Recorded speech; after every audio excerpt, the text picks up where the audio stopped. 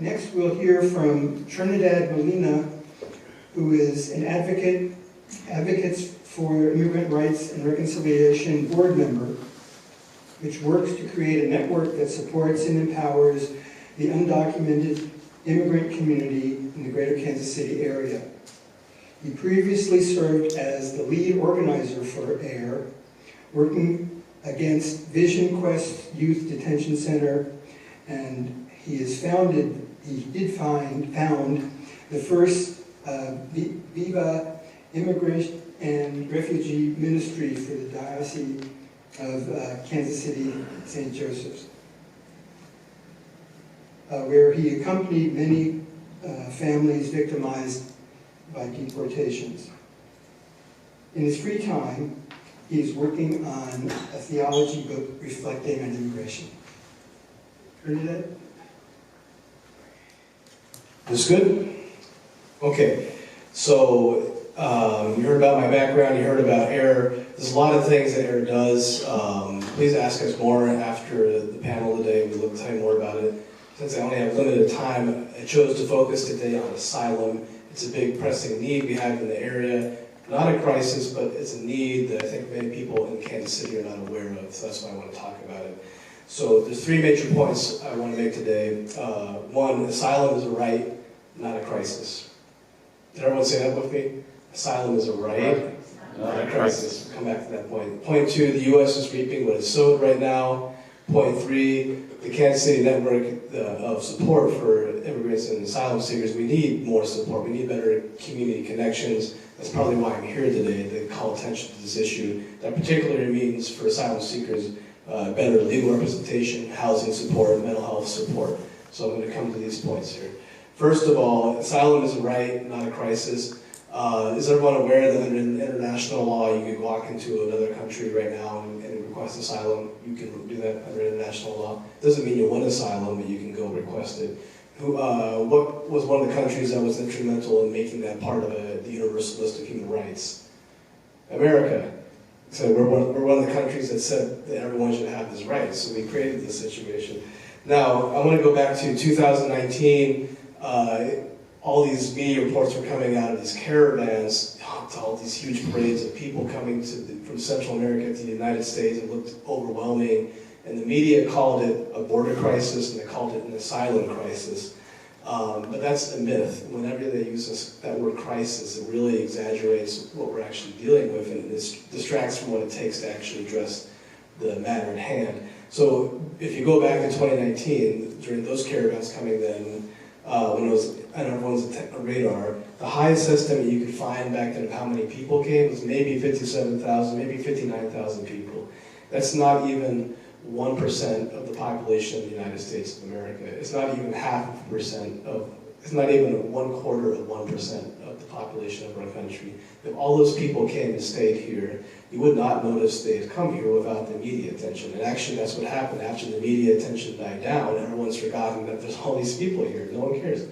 See, you see how media really affects people's perception about how they respond to these issues. We need to push back against that. For perspective, overnight last year, the Biden administration said yes to 100,000 Ukrainian refugees overnight.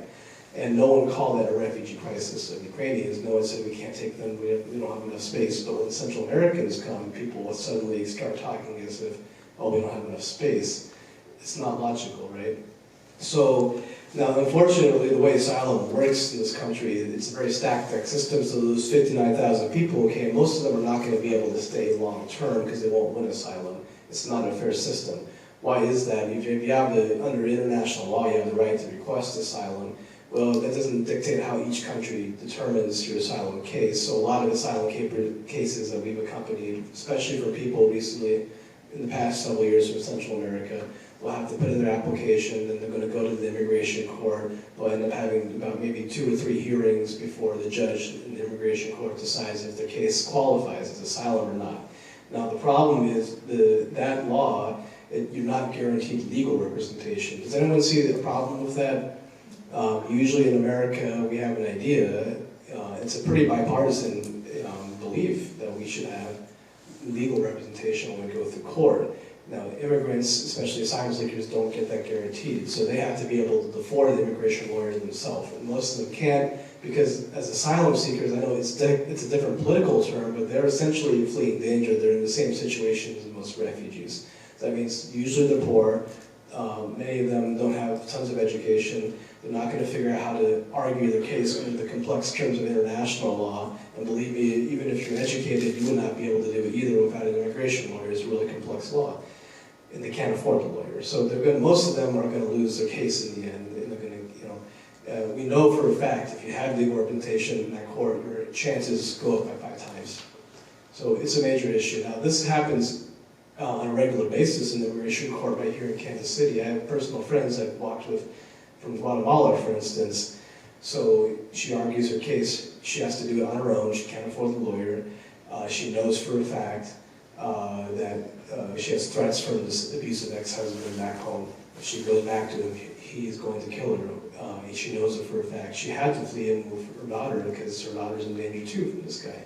So what will happen is she's going to argue these cases in the immigration court, and people like her who have similar stories that they're not making up, and the immigration judge is going to maybe listen to that. And in this case, this example, he listened, he believed her and her evidence, but he said, technically I can't give you asylum because you're not technically a member of a persecuted group, which is what you need to argue that you have asylum. It's not enough to flee danger. So I'm not going to give you asylum. Instead, I'm going to give you a deportation order. And she just said, this guy's going to kill me if I go back. Maybe my daughter too. She's going to get deported. Now, luckily, thanks to the network of support, we were able to help her know other options to reappeal the case and things like that. But without that network of support, people really don't know what their best options are. It's a very much a stacked deck system.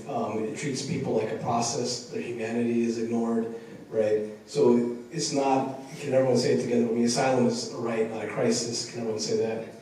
Asylum is a right, not a crisis. But the real crisis is a humanity crisis of how we treat human beings who come to our country trying to request asylum. And these tragic stories sometimes happen right here in Kansas City in the court. It's not far away in some other country. This is right here. Second point, the U.S. is reaping what it sowed. I won't go too much into that because I know the cross-border network has a lot to say about it.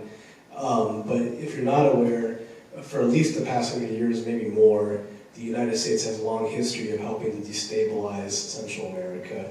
And it's unfortunate, many Americans, I'll give this example, for many Americans, Ukraine was not on the radar until the war started, right? And then now people cared, which is good because Russians are being a bully in the region, right? Unfortunately, many Americans aren't aware that the U.S. for a long time is we're the bully to Central America. Maybe we didn't start a war, but we've been complicit in the past and still today in war crimes and death squads. I could go on, but I don't have enough time. So my point is I firmly believe that we have a responsibility here. Historically, from the historic perspective, we have a responsibility to respond to these needs. We can't fix the whole history today. We can't fix the whole, issue how many migrants are in the world. But locally, we have a responsibility to respond to these historic abuses. And also, just religiously speaking, I'm a Catholic.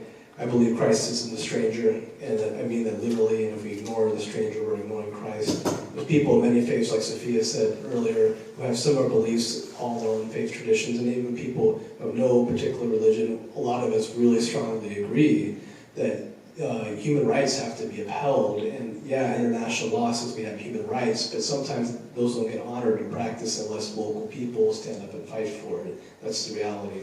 So in many ways, the situation is hard to complain about why an asylum seeker is coming here when the more you know the history of how much we've messed with their countries in the past. The third point is the local network. We need more support for asylum seekers, and that means especially legal representation, housing support, and mental health support. I already mentioned legal representation, housing support, mental health support. Many asylum seekers have essentially the same needs resettling this country as a refugee family, but it's a technically different political term. Many refugee resettlement groups that are great at what they do don't have funding that allows them to work with asylum seekers. Often a refugee family is not enough to get them into a house. You might have to walk with them for 3 to 5 years so they avoid crises and being able to find work and knowing how to deal with landlords. Most asylum seekers from Central America don't have that support.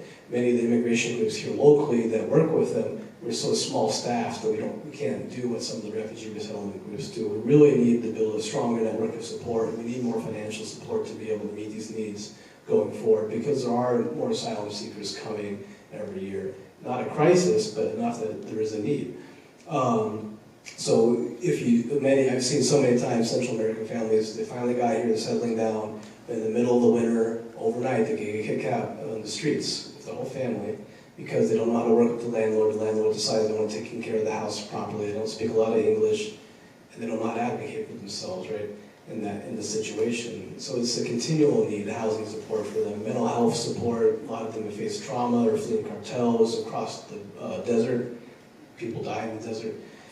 This is traumatic stuff. There's not a lot of mental health services that are Spanish-speaking or other languages and that are affordable. So if you know ways that we can connect tonight to be able to start addressing these things and have a better long-term community plan, that's mainly the reason I came tonight. So please come talk to us today.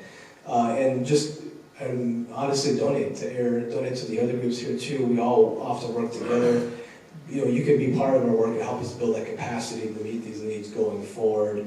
There's, besides the groups represented, there's at least 17 people in this room. Just to give you perspective, if 17 people all donated $6 right now, that's already $100. That's something that organizations can do something with that. And it's not going too far out of your way. McDonald's meal will cost more than $6.